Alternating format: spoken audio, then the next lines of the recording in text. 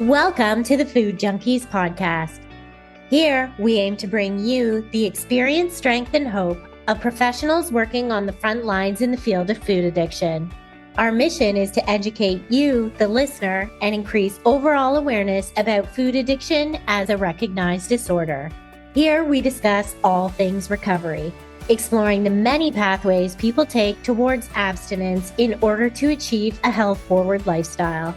We hope to inspire you to thrive rather than just survive. So stay positive, make a change for yourself, and share your journey with others. And hopefully the message will spread. Can improving our omega-3-6 ratio help our food cravings? Welcome to the Food Junkies Podcast. My name is Dr. Vera Tarman, and I am your co-host today along with Molly Painschab. Today, we are speaking with Dr. Singh Padda, exploring the concept of metainflammation and its role in chronic pain, obesity, and addiction. Dr. Padda received his medical degree from the University of Missouri, Kansas City, and an MBA in International Business from St. Louis University.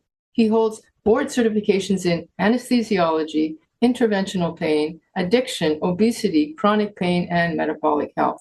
Dr. Padda insists that we need to address root dietary causes, for example, reduce the overuse of omega-6 fats and processed foods, and metabolic dysfunction to break the cycles of pain and addictive behaviors.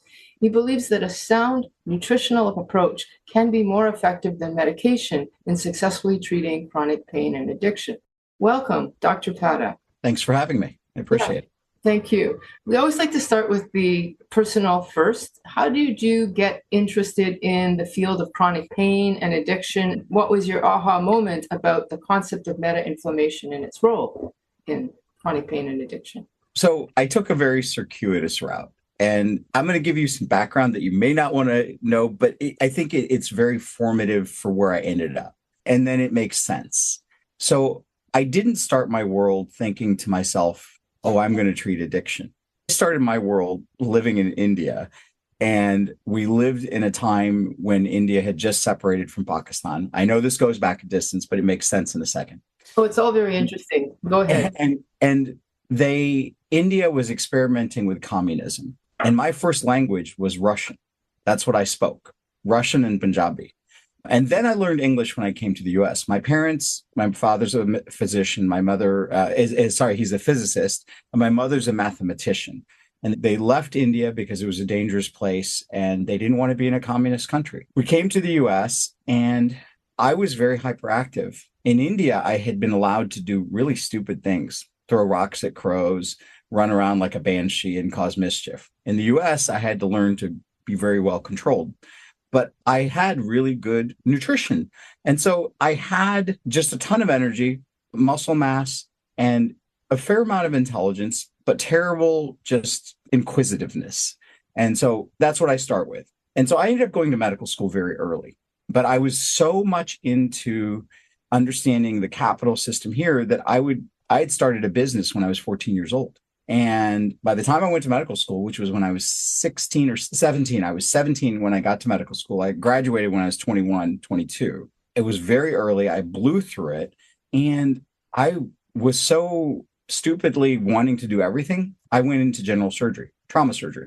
Oh my God. And so that's a total disconnect from where I am now. And then there was the great nursing strike at Cook County. And I realized that all the anesthesiologists went home on the weekends and I was doing dressing changes in the middle of the night on sarcoma patients. And I hadn't been home. I hadn't left the hospital in 2 months since the strike started. And so I needed a change in lifestyle. Long story short, I go into anesthesia, but I still like being inquisitive. I love neurology. I was going to go into psychiatry in medical school, but everybody beat me in ping pong. All the patients beat me in ping pong.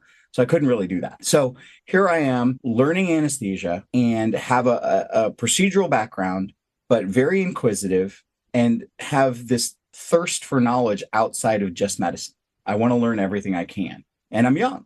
And so I go into anesthesia, get into pediatric anesthesia. And as I'm there, I'm treating these pediatric onc kids, cancer kids, and they have horrendous pain. And I'm trying to figure out how to help them. So I end up in interventional pain, which is a mix of procedure and anesthesia to help kids. But I noticed there's not durability in what I'm doing. I noticed that I do the procedure, I can turn off the pain, but it comes back. And eventually I leave the academic world and do adult pain and find the same problem. And I'm looking at my adult patients and asking myself, how is it that the poor patients I'm dealing with, because I'm in the urban core, how is it that these poor patients are so overweight? Like, how is it that they have this massive obesity? How do they have the money to be obese? And then it hit me. It wasn't the money that made them obese. I had historically taken the context that the wealth display of obesity that I had known about in a primitive culture historically is not the wealth display of obesity in the United States. And in fact, it's the exact opposite. Yeah, it's the opposite, isn't it? And it's the drive for maximum nutritive value and caloric intake for the lowest possible costs in a subsidized system that drives obesity in the United States. And then I realized, because I had also gotten an MBA and I had worked with Jack Welch at GE Capital, and I was inquisitive, and I realized that there were all of these subsidies and all of these issues associated with food consumption that were pushing obesity greater and greater. And the same patients that were obese were the same patients that had pain, which were then the same patients that had severe metabolic inflammation, which also were the same patients that had addiction. And they were doing something called hedonic substitution. They would substitute opiates for food and food for opiates, and they would go back and forth. And if they didn't have one, then they would get some of the other. And so that's when I finally figured that out, then I was able to improve the durability of my interventional treatments. Define what you mean by durability, meaning that you would give them a narcotic, it would work, and then 3 weeks later it stopped working? So interventional. So I do procedures. Yeah. And certainly I use narcotics, but I judiciously use narcotics. And I'll go on another tangent for a second, because this will be a tangential experience. So here's what we have wrong about pain. Let's start there. We assume that we have a mu receptor, which is in our nucleus accumbens, and there's a chemical compound that attaches to it. Normally in our body, it's an endorphin, but the pain pills have a compound in them that activates the mu receptor, like the endorphins, and it relieves our pain. And we assume that the pain is relieved and it must be the disease. And that's a mistake. The problem is the disease is not the pain. The pain is just a symptom. And it's the body screaming that something terrible has gone wrong. Fix me. And we have a system to fix them. We can give them a narcotic and it'll temporarily make them better. But what it's doing at the same time is it's suppressing the endorphin production. And so if I give somebody something that causes a dopamine, it attaches to that receptor and it produces a dopaminergic response, and at the same time, the endorphins stop being produced, I get these patients hooked on the narcotic. And they start to demand more and more of those narcotics, because when they don't have the narcotic, they aren't producing the endorphin, and then they scream in pain. And so now I've taken somebody who didn't really have an endorphin production problem, created an endorphin production because I've suppressed it. And so that's what we got wrong about pain. And that's what this whole OxyContin issue was. So OxyContin was produced by Purdue, and they fabricated data, and they said, hey, OxyContin works 8 hours long. Yeah. And it works so beautifully, and you just give it to the patient, and it's going to treat their disease of pain. That was a mistake, because one, it doesn't work 8 hours. It works just like every other narcotic. It works between 4 and 6 hours in that regimen. And these patients end up taking it 2, 3 times, 4 times a day. And at the same time as you give them more of that, their endorphins go away. So now they can't get away without taking it. And now you're stuck. And now you've created a artificial addiction. And that's on top of the pain that they. And that's on top of the pain, whatever the structure is that's defective. Now, the second thing to recognize about this is that this dopaminergic activation is fundamental to our very existence. Not because our very existence depends on not having pain. Our very existence depends on the ability of us as creatures to learn. And it's that dopamine production which causes the learning. So we learn to take more pills, because every time we take it, we get dopamine production, which hardens the memory in the hippocampus. And it says, hey, that made me feel good, and I'm going to rewire my brain so I remember that. And so the basis of this learning concept is that if you were a creature born greater than 15,000 years ago, right before the agricultural revolution. You're a hunter-gatherer and you're scavenging, and you tasted something that tasted good. You would want to know where you got it from because you'd want to go back and get it again. So we have this natural desire to be motivated, and dopamine is a motivator. It just also happens to be the same pathway that relieves pain. And there's a reason for that. We want to motivate towards that, and we want to motivate away from the thing that causes the pain. We want to motivate towards the thing that relieves the pain. And that can cause some issues because in this bizarre hyper-processed world, there's a lot of things that we can do to manipulate dopamine. And there's a lot of ways to get to that. And some of them are very subtle and some of them are very complicated. Unfortunately, we have amazing scientists.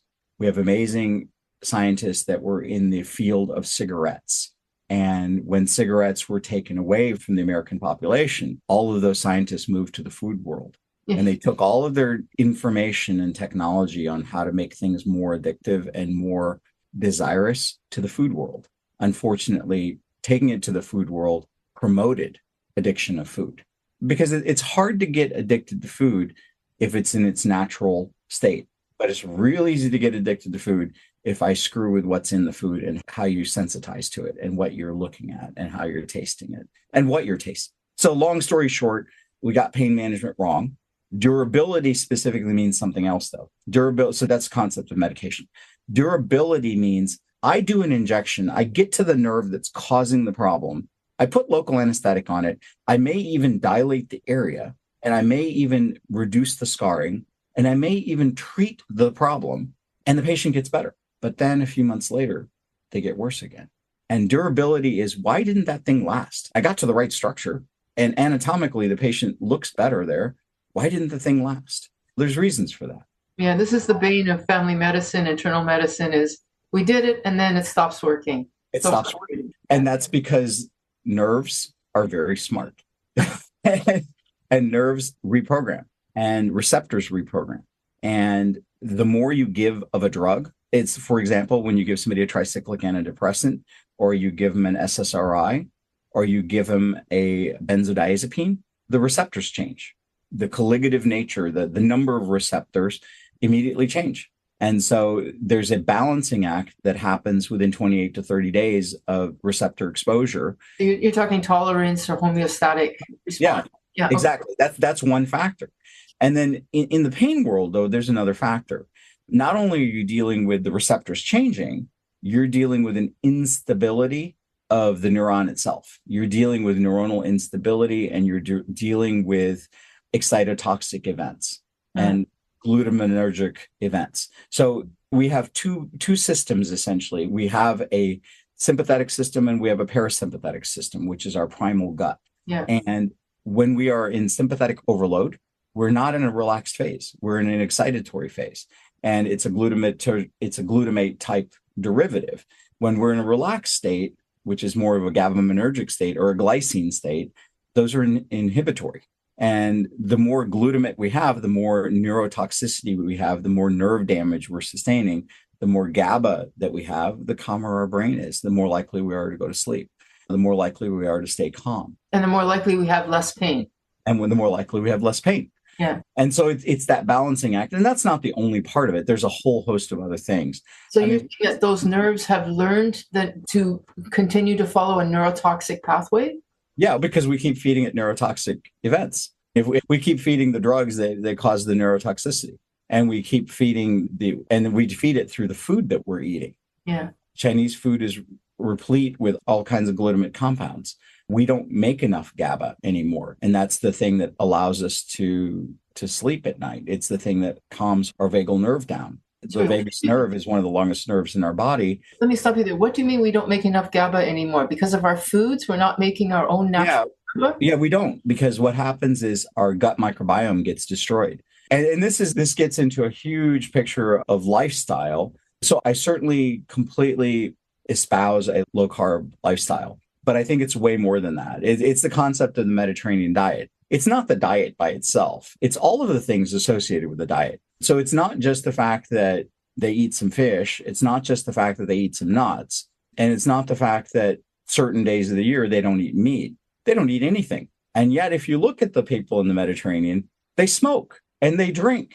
But what do they not do? They don't eat for 30 to 40 days a year. And they have religious ceremonies. And they talk to people. And they communicate. And they walk all over the place. And they're in the sun. I don't know if you realize it, but one of the most potent anti-inflammatory systems that we have in our body is in the mitochondria, and it's called the production of melatonin. See, most people think of melatonin as something that we produce at night when the lights go down. But that's only 5% of the melatonin. 95% of the melatonin is produced in the daytime in the presence of infrared light, and it doesn't reach the bloodstream. It's used locally in the mitochondria to inhibit the reactive oxidase synthase system to stop the dysfunction of the mitochondria. And if you don't have infrared light, you're much more likely to have degradation of your mitochondria. And it's the degradation of the mitochondria that's strongly associated with most neuropsychiatric disease. 75% of schizophrenia is associated with degradation of the mitochondria. 85 to 90% of anxiety is associated with it. So that's one factor. But also the other factor, like I said, is we don't have the gut bacteria anymore. We used to have gut bacteria that would produce GABA, but we've lost that population in general because of the hyperprocessed food. And it's several factors. One of them is that there are compounds in our food that we currently eat that cause leaky gut. They cause lipopolysaccharide to go across the gut wall and get into our bloodstream. And that creates an inflammatory response. It also is that some of the antibiotics that we're getting kill off the natural population of inhibitory bacteria that used to produce the GABA. And so in my clinic, one of the things that we do is try to get restoration of the gut microbiome. I know it's a long circuitous way, but you got to do all of these things, because if you don't end up with a good result. Get back to the durability, because this is becoming so complicated. I'm lost. Exactly. There you were, a pain specialist, wondering why your injections were not working anymore. And it was because there was too much neurotoxicity. And I was really struck by this idea that the nerves are also programmed in the same way as the receptors. So there's a couple of things going on. So I mentioned the vagus nerve system, the vagal system. Yes. Our primary brain, our intrinsic primary brain is our gut. That's our primary brain. The one that we have in our head is our secondary brain. So all primary structures have the intestinal system, because that's how they absorb nutrient. And that's where the primary nerve system is. And it's our primary defense system when we ingest something that we're not supposed to. And it's the primary humoral response system. It's that the fat body around the intestines. That's our primary brain. We have been talking about gut microbiome for Molly. We've heard it a lot, right? But nobody's actually said that's our primary brain. That's your first brain. Yeah. Because that's what every creature has first. It doesn't start thinking and cognating until it gets a spinal cord. It grows up a little bit. And octopuses obviously think, and they have emotion, and they have a different pathway, and they certainly communicate, and they have cognition. So there are other ways, but again, their brains are that secondary cognition is separate than their intestinal brain. And that intestinal brain is our fundamental brain. That's why that gut feeling, that is all emotional. And so we have that primary brain. It communicates in humans through the vagus nerve as well as through the bloodstream, but it primarily communicates through the vagus nerve. And then it gets into our awareness. And that's that generalized feeling of illness, the generalized feeling of fear. It's the generalized feeling of anxiety. It's all of those things. Yeah. And so that's the connection. So if you don't have a healthy gut, you're not going to have a healthy brain. And if you've destroyed your gut with antibiotics, if you've destroyed your gut with processed food, if you have leaky gut, lipopolysaccharide floating, you create this huge milieu of inflammation. And so you've now got this base of inflammation. And if you have a pain injury, you have an injury, and you have a base of inflammation, you don't resolve it. So 93% of people in general have severe metabolic inflammation. 99% of pain patients have severe metabolic inflammation. It is rare that we have a patient that has pain, chronic, that does not have severe metabolic inflammation. Okay, now how do you know? What are the diagnostic indicators of severe metabolic inflammation? This is not metabolic disease. This sounds like something even more insidious. Yeah. So metabolic disease has several components, and most of those are based on obesity. Yeah. They're based on low HDL. They're based on high triglycerides. They're based on high abdominal girth. There's 5 main factors. They're not based on LDL-C. There's no correlation between LDL-C and metabolic syndrome. And I'll explain that later. But metabolic inflammation is a series of biomarkers of insulin resistance. One of the most sensitive biomarkers is something called LPIR, lipoprotein insulin resistance. And it's a measure of LDLP, which is small particle count LDL with the insulin level. And it's a calculated result. And if you have LPIR that's high, insulin resistance, we know that you're in the trajectory of becoming diabetic and you have become insulin resistant. Is that a test the doctor can order, that particular one that you mentioned? We do it all the time. LPIR is an easy test to order. It's just as easy as to order an omega-6 to 3 fatty acid ratio. Omega-6 is vegetable oil, omega-3 is fish. And historically, humans have had about a 5-to-1 ratio of omega-6 to 3. But our modern human has a ratio of 15-to-1. And our primitive human, the one that lived next to the seashore and was the water ape, he had a ratio of 1-to-1. And so that's when our brains were growing maximally. That's when we really started to have myelin in our brain and we started to grow a lot. Is when we had when we had no vegetable oil or very little, and we had mostly fish as our source of omega-3. So what's happened is it's that modernization that has created these biomarkers to turn positive. One of them is LPIR. HSCRP is another one that's amazing. And then what I look at also is GGTP, gamma glutamyl transferase, because that's a potent marker and it's a hazard ratio for death in the next 3 to 5 years. I haven't seen that test either, but these are available for standard available. In fact, the insurance companies in Europe, if you want to get life insurance, they want to know these numbers. Because they know that they can predict if you have a high GGT greater than 20, they know that your chances of dying go up dramatically, and they're not sure that they want to insure you. So most physicians don't know about that they can even order them because it's not something you learn in medical school. So the test that we normally learn in medical school is the SED rate. We go, oh, you have a high SED rate. Right. By the time that you have a high SED rate, that horse is out of the barn. Okay. So by the time that your hemoglobin A1C is high, which is the standard test for diabetes, that horse is out of the barn. Because most of the damage of diabetes occurs before your hemoglobin A1C goes up. Yeah. In fact, when you're hyperinsulinemic and insulin resistant and your body's trying to pump insulin to get sugar out of the bloodstream, your insulin is high and your blood sugar is low and your hemoglobin A1C is low.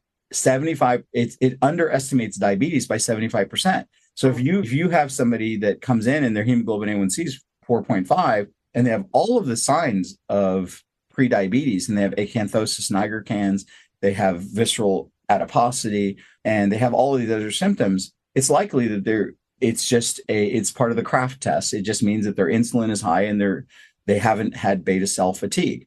Pretty soon, when that pancreas fills up with fat, they're going to get beta cell fatigue and they're going to drop their insulin and then their blood sugar is going to rise immediately. And when that happens, then we're going to diagnose them with diabetes. But by then they've already got myelin damage. By then they've already got cognitive impairment. They've already got vascular damage. So the real disease is hyperinsulinemia. The tail of that dog is the blood sugar glycation that we're seeing.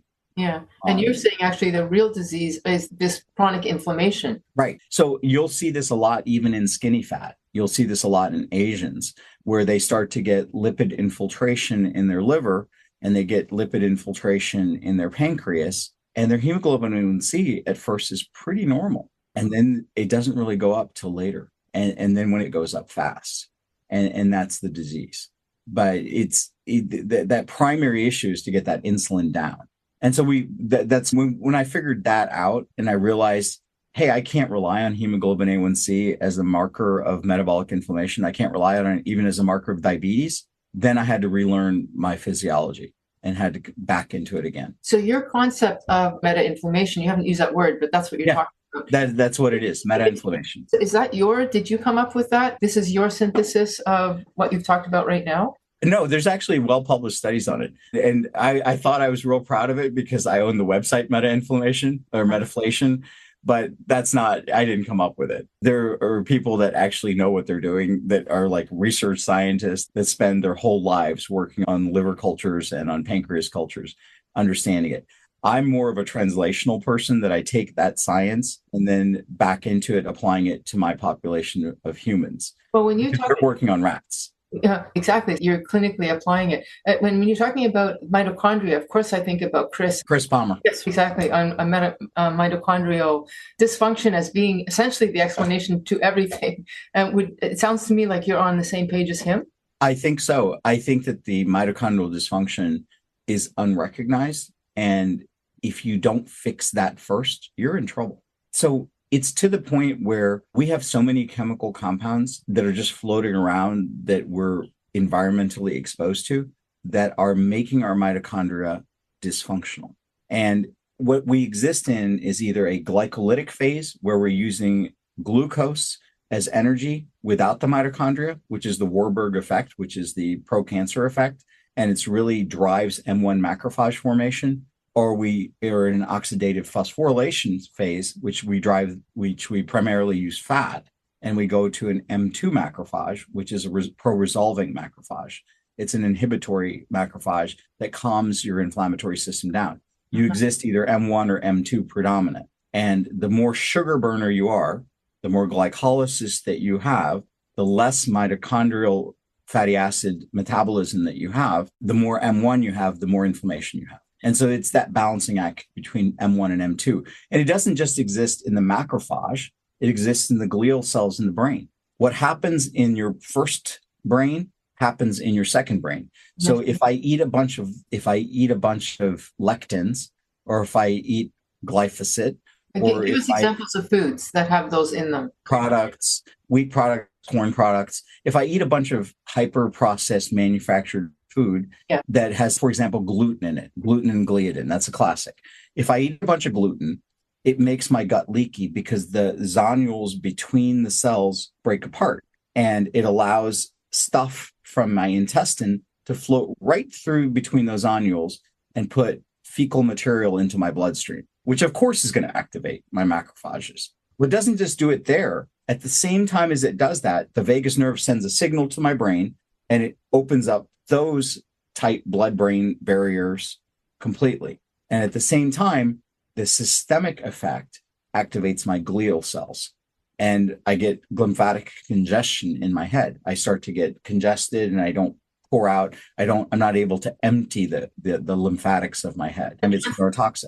Translate that for people who are listening. What does that mean? Do they feel foggy-headed, or? They feel generally unwell. They'll feel foggy-headed. They might get headaches. They might get nausea. And just like from when you're sensitive to gluten, most patients experience bloating. They experience things of generalized gut dysfunction. They'll have a lot of gas, they'll bloat, they'll feel nauseated. And what they don't realize is they also often feel agitated. They often lose memory. Things are fuzzy.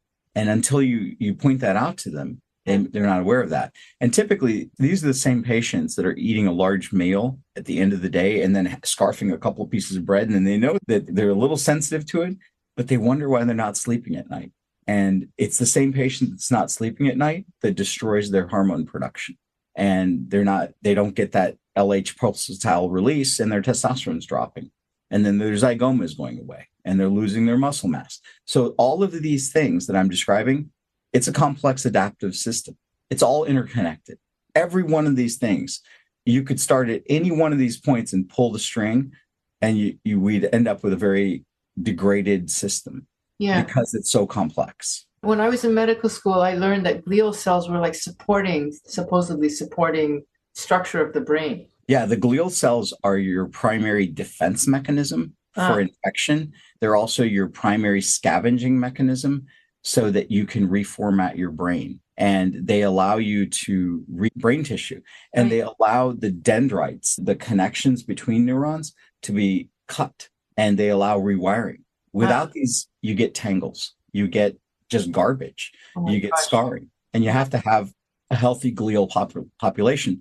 And there's subsections of these glia that are probably contributing to we believe they're contributing to a form of consciousness, an awareness. Oh my gosh. This is much more, this neurogenesis is pretty significant. There's theories on what this is. Certainly, there's the concept that consciousness is a quantum event and it's around us at all times. And then there's also the concept that because we have a disaggregated neurologic symptom, some of our fascia probably retains some of our memories in an aging way.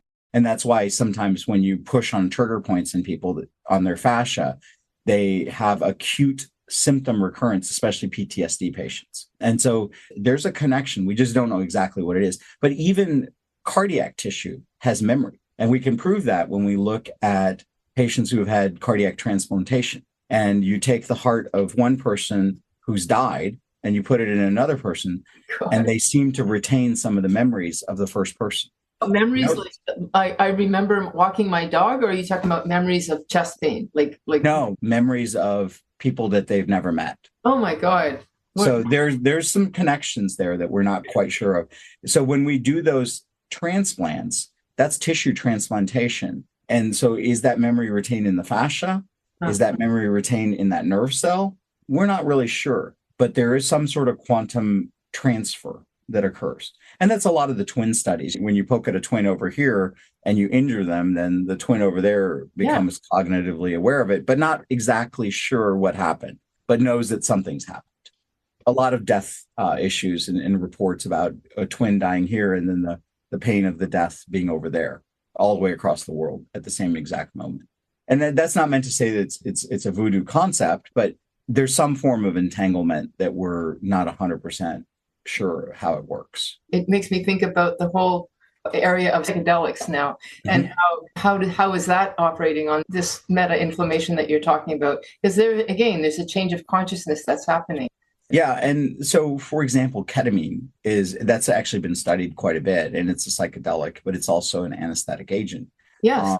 And how that's working, how ketamine actually works for chronic pain is not because it's working as an anesthetic. We're not giving you the dose of ketamine that would produce somnolence or even awareness of you taking ketamine. The dose that might produce somnolence is 250 to 300 milligrams. The dose that we're using is 4 milligrams. Oh. And so it's a hundredth the dose. So it's not that effect. What it's doing is it's having a discrete chemical interaction that is weakening your hard firing nerves. So if you have chronic PTSD and you are having talk therapy and you take some ketamine with it, it starts to trim some of those nerves back, the ones that you want to hopefully trim back. And so if you're having those moments of psychoanalytic work and you take some ketamine with it, it arborizes those nerves. And that's how that works. It's part of the methodology. And if you give somebody high dose ketamine, it doesn't do that because it doesn't let you learn, because it makes you anesthetized. You're not learning it. That always bothers me, that I see these patients, they have anxiety and they end up on high dose benzodiazepines, and then they're stuck on the high dose benzodiazepines forever, and they never learn how to deal with their issue because they're just anesthetized all the time. And so one of my things is, let's unwind that. Let's get you off your benzos. Yeah. Can we scale it back to food addiction? Can you tell us some of the same concepts, but within the construct of food addiction? Help us understand food addiction using meta-inflammation. Yeah. So food addiction is it's our primary drive. We ingest food and we're motivated toward food because that's one of our primary drives. If we don't have food, we don't survive and we don't produce progeny. And so our primary drive is to acquisition high quality food. And the high quality food in our heads is food that is very tasty and food that stimulates our taste buds, food that makes us think that this has a lot of nutritive value. The food companies manipulate that and give us Doritos. And they give us stuff that tricks our brains with hyper-processed food to fulfill those satiety drives. So we generate a tremendous amount of dopamine, just like we would with a narcotic. We generate a tremendous amount of dopamine and we're motivated and learn to eat that food. And at the same time, that food has a ton of compounds in it that don't work like we expect. I'll give you some examples. Normally, when you have table sugar is sucrose and it's a disaccharide, there's 2 sugars per molecule of sucrose. One molecule is glucose and the other molecule is fructose, and it's balanced 1-to-1. And when we consume it, the glucose typically relies upon insulin to get into our liver. It gets utilized there. The insulin drives it in. Fructose, the other part of sucrose, doesn't rely on insulin, and it uses a different pathway altogether, but our body can metabolize it. But it's real interesting. Fructose is the component that triggers the addiction more than the glucose. And the more fructose we have, the more addictive that substance is, because it goes to the brain and it does it without insulin. And also more inflammation too, right? It does. Yeah. And the inflammation comes about in a second way. Fructose is not metabolized in the same way sugar is. Fructose is metabolized in a pathway the same as alcohol. And so you could have alcohol or fructose, and they're preferentially metabolized first because your liver perceives it as a toxin. And it produces more liver fat than anything else, which goes down the wrong pathway. And if you have too much fructose, that's the driver of your high production of uric acid, which causes gout. It's called a polyol pathway. And so when this fructose gets into your brain, though, it's more addictive, that there's a 1-to-1 ratio, 1 glucose, 1 fructose. But that's not what we have in processed food. Processed food's a little bit different. They use high fructose corn syrup. Okay, so what, Dr. Padda? High fructose corn syrup, 55% fructose, 45 glucose. They probably do that because they've got subsidies to make corn. Yeah, but that's not what, that's if you took a bunch of corn subsidies and you made high fructose corn syrup out of it, you'd end up with a 55-to-45 ratio. But that's not what I got in my soft drink. What do you mean? I got 60% fructose. They spend extra money to increase the fructose to make it more addictive. Because if they do that, like a cigarette addict, you're going to go back and have another demand for a soda in 45 minutes from now. And you're going to end up drinking 6 or 8 of those sodas a day. And it's calorically dense and it's pro-inflammatory. And you end up causing fatty liver very quickly. And that's the issue. So they've manipulated it. Also, just as another example, we get these hyper-processed foods. And do you know how we ended up with food subsidies in the first place? Vaguely, if you want to go ahead. Yeah. So what ended up happening is we had a dust bowl in southwestern United States. We had this terrible dust bowl and people were dying left and right. And this was early in American history, not that early, but it was in the time of World War I and II.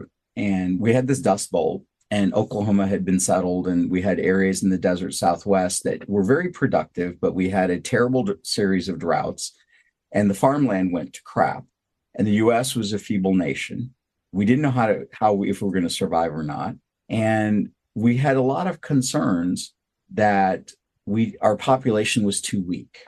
It was too skinny. And so what we ended up doing was we said, hey, we're going to ship food from the Northeast to the desert Southwest because we want to make sure that we have military defense capacity. And that was the basis of food subsidies. And we knew that if we did that, some of the food would rot. So we had to extrude the food. We had to put it into blocks. And we decided we could add some vegetable oil to stabilize it, because rancid vegetable oil we can't taste. And it stabilized the food and gummed it up, and we could eat it very rapidly. And so that was the origin of food subsidies. And we never got away from them. We maintained those food subsidies because the people in the Northeast got used to them. And then the rest of the United States got used to them. And then we've maintained the food subsidies. Yeah. So we maintained highly processed food with vegetable oil, and the vegetable oil itself became a problem. And excessive fructose in terms of the ratio. Exactly.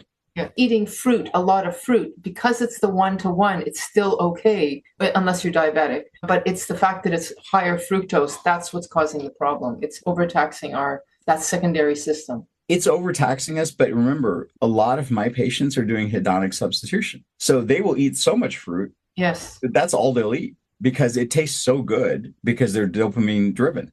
Yeah. And if you're a normal person and you don't do hedonic substitution, yeah, fruit's probably okay. But if you already have an addiction, if you already are dependent upon dopamine and you don't produce your own endorphins, you got a problem. And so you will hedonically substitute and you will grab as much sugar sweetened stuff as you can and you'll overwhelm your system.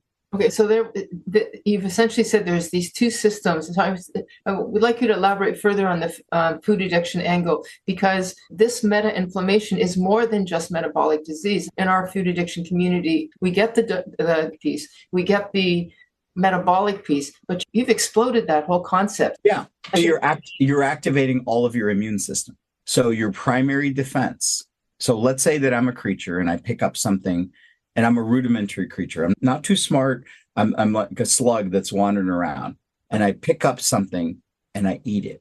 The first thing it does is it goes into my intestines. And right around my intestines are all these white cells. And I need to store stuff for later use. So I have fat cells, but my immune system is there. And I'm sending signals to my brain at the same time going, hey, that was really good. I got to have more of it. Or that wasn't so good for me. I better stop. And so it's that integration, but your GI system is primarily an immune system. It's also, that's your first defense. That's why viscerogenic fat is so bad for you. It's because of the immune modulatory effect. And so let's go further with that. So let's say that I'm eating this thing and I've activated my immune system, but I keep gorging because it gives me so much of a dopamine drive, but I keep gorging. And now my body runs out of glycogen that I can store in my liver, because I can only store 3,000 kilocalories of glycogen in my liver, which is about a day and a half. And I just happen not to exercise too much. So I never deplete the glycogen in my liver. So every piece of sugar that I'm eating, if it essentially gets stored as fat. And there's a feedback. What do you mean there's a feedback loop? If I store fat, the bigger my fat cell is, and the more fat cells I have, the more leptin they make. What does that mean? The leptin is a hormone that goes to your brain and says, hey, you're full, stop eating. Just like many other systems, if I produce too much leptin all the time, I become leptin resistant. I can't sense fullness anymore. Okay, so I can't sense fullness. I keep eating. There's another problem. Leptin is one of the most potent inflammatory cytokines we have in our body, and it triggers all your macrophages to convert to M1. I give you leptin, you immediately start producing M1 macrophages, and your whole body starts to hurt. Now, unfortunately, that's just part of it, because usually as humans, we're eating vegetable oil. We're eating products that are highly trans fats, because we're cooking things in vegetable oil. Nobody changes the oil at the place in the restaurants that we go to. They're using the same oil over and over again, and those are trans fats, and they produce compounds called ages and rages, and those things are directly kidney toxic. So if you've ever had a bunch of fried food and you felt like crap for the next 2 days, that was a kidney injury that you just sustained, and that was a direct kidney injury because your renal function decreased temporarily for a couple of days. I managed to do this. And I could not figure out what was going on. And I realized the kitchen that I was in, I was desperate for some French fries. And I realized afterwards they had never changed their oil in 3 months. And that the reason why I felt like crap was because I had basically sustained a nice little kidney injury. And you can measure it on your creatinine. You can see it going up, and then you can see it recovering again. But so it's that fat accumulation that causes the leptin production, the leptin resistance, which then it's a potent inflammatory cytokine, and that's what triggers the severe inflammation. So what does that mean? Let's talk about something that we all remember. Remember COVID? Yeah. Okay. So I deal with a lot of African-American churches. I lecture at those churches. And I got a question one day. They said, how is this virus so racist? Why is this virus racist? They said, it seems to kill more Black people than anybody else. I was over at this hospital, and everybody in the ICU is African-American. I said, I don't think the virus is racist. I think the issue is that the food system is racist. Yeah. And everybody that's there, and this was a well-borne out study, has a high leptin, and they are pre-inflamed. They are already sitting there with a hyperinflammatory state. And then you throw a spike protein on top of it, and then you have a cascade of effects which result in thromboembolism. They result in blood clotting. Wow. And that's the secondary issue. That's why you end up in the ICU. And all of these things are interrelated. They're all chemically interrelated. Yeah. One of the things you talked about in the conference that you were quite explicit was that your disdain for the seed oils. Can you tell us a little bit about why you hate those so much? And what are they? What's wrong with seeds? Not seeds. Yeah. They start off as seeds, and there's no doubt about it, but they're not the seeds that you think happy-go-lucky seeds that are just that you're going to plant in your garden. How this all started was that we originally would use cottonseed oil as fluid to put into lamps to light up things at night. And we were producing a small amount of cottonseed oil, and this was in the 1800s. And then eventually we had cotton farmers that had been able to create a milling system that could use large amounts of cotton in the United States, which is the basis of the United States Wealth Program and the basis of American slavery. What was this cotton issue? They could now produce a huge amount of cotton to produce a huge amount of clothes for the rest of the world. Yeah. But they were left with a secondary byproduct, and it was cottonseed. And they didn't know what to do with it. The stuff was rancid. It would smell bad. They would stack up. It would be disgusting. So they thought, you know what? It looks like a protein and it looks like it's seeds. We'll feed it to the animals. All the animals would eat it and they would get fatty liver and die. And so the rudimentary Food and Drug Administration at that point said, hey, you can't feed this to animals. It's not safe. And then they would try to throw it away and it would stench. So they said, why don't we take this and we'll mill it out and we'll put cleaners in it and we'll make it pure and we'll get this nice oil. But there was so much of it that it was much more than what we needed in the United States. And so during the Second World War, there's a company that makes Crisco. They bought a patent off of the Nazis. And they said, hey, you're able to hydrogenate vegetable oil by adding a hydrogen, which then takes it from a liquid to a solid. And if we can do that, we can make it look like butter. And they said, okay, we'll sell you the patent. So they started Crisco and they started sending out little cookbooks to American housewives saying, hey, use this Crisco. It's the new oil. It's not like that disgusting tallow that comes from animals. Use this stuff. What they didn't realize was that Crisco is incredibly unstable and it turns into trans fat if you heat it once or twice. And also, we can't tell when it's rancid. So you can turn it into trans fat, which is a very bad thing for your cells because it makes the surface of your cell degrade and it makes the fluidity of your cell degrade and it destroys all the receptors. Yeah. And so you end up with severe degradation of your nerves. You end up with effects in your heart. You end up with effects in your liver. You end up with effects in practically every cell in your body. And so these degraded trans fats, which we know are very dangerous, were associated with those vegetable oils.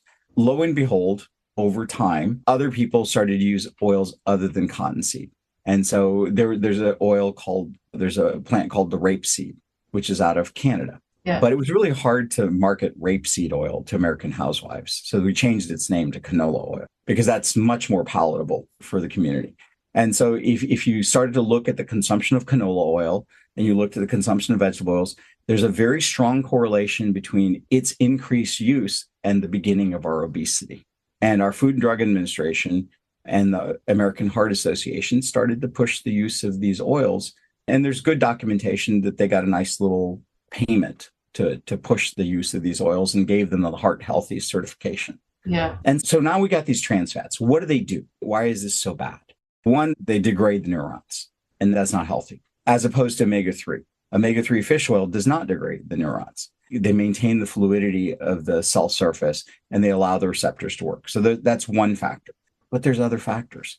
They also degrade the endovascular structure, the glycocalyx. Inside your blood vessels, there's a glycocalyx that holds the red blood cell off of the intima, off of the single layer of the blood. And it's a fuzzy little compound. It's pushing it away. It uses both electrical force as well as the structure to keep it away. Vegetable oil degrades that and reduces it by half to 2/3. You get clotting. So, yeah, it increases clotting. Yeah. And so there's a thromboembolism that occurs.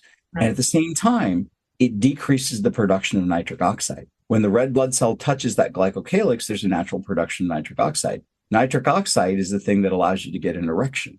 And it's also the thing that allows you to get vasodilation. Yeah. It's the thing that gives you the pulsatility in your blood flow. It keeps you from having stiff vessels. If you get the vegetable oil predominantly, you get more stiff vessels and you get those kind of complications. Yeah. So those are the things that we're trying to deal with and figure out. Thank you. That was a lot of information. I'm going to ask you, because we're coming back to talk about treatment in the next podcast, can you now just give a nice summary statement about meta-inflammation and food addiction? How does meta-inflammation contribute to food addiction? Yeah. So the end of the story, which is the beginning of the story, food is addictive because we're motivated to get to food that we are convinced is high quality, which has lots of flavor, and our body senses that it has a higher yield of good nutrition, and it's more likely to contain nutritive compounds that we really want. Our processed food system recognizes that and produces those foods. Unfortunately, they're nutritionally deficient. What they instead do is they end up promoting obesity. And the obesity itself, even a small amount, causes us to go into an inflammatory state. And so the end result is that we end up with vessel damage, strokes, diabetes, 2/3 of healthcare expenditure. Alzheimer's is probably significantly associated. It's type 3 diabetes. It's diabetes to the brain. And the enzyme that breaks down tau protein in our brain is the same enzyme that breaks down insulin in our brain. It's called insulin degrading enzyme. And so if you're hyperinsulinemic because you're diabetic, you don't have time to break down the tau protein. You're too busy breaking down the insulin in your brain. And so all of these things are interrelated. And it's because our dopamine systems have been hijacked. And they've been hijacked for profit. And that's the issue.